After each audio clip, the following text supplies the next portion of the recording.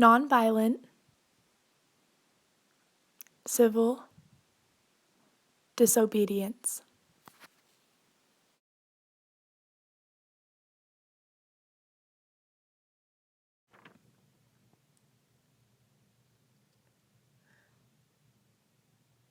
Gandhi led a movement for independence in India by using nonviolent civil disobedience.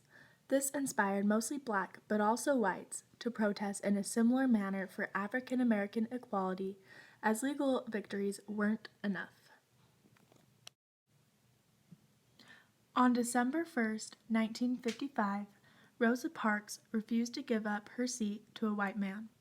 She was arrested and charged with violating a local segregation ordinance.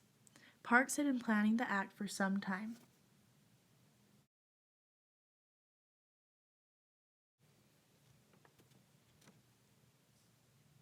Martin Luther King endorsed a plan proposed by a local black women's organization to boycott Montgomery's bus system.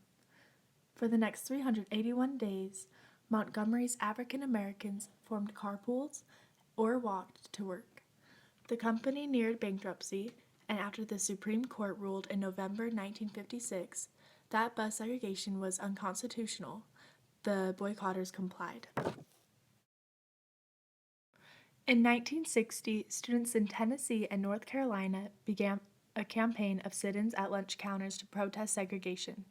The sit-ins occurred as some members of the movement grew frustrated with simply protesting and pushed the movement to take direct action to challenge and defy racist practices.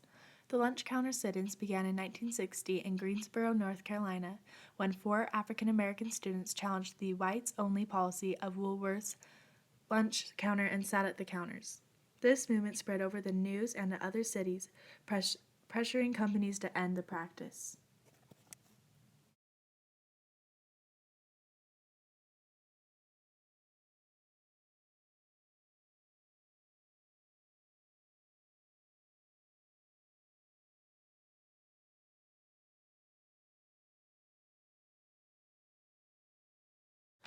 In the early 1960s, CORE, Congress on Racial Equality, organized a series of bus rides in the South to challenge segregation on interstate bus routes. Although the Supreme Court had ruled that state laws separating the races on interstate transportation facilities were unconstitutional, Jim Crow codes still existed in some states. The freedom rides met great resistance in the South. In Alabama, a mob slashed the tires of one bus and then firebombed it.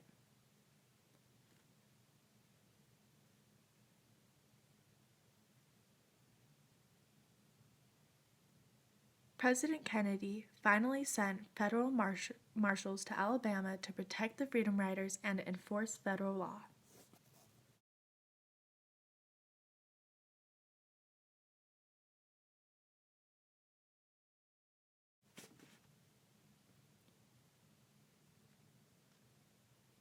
These nonviolent movements laid groundwork for a civil rights offensive that would transform the nation.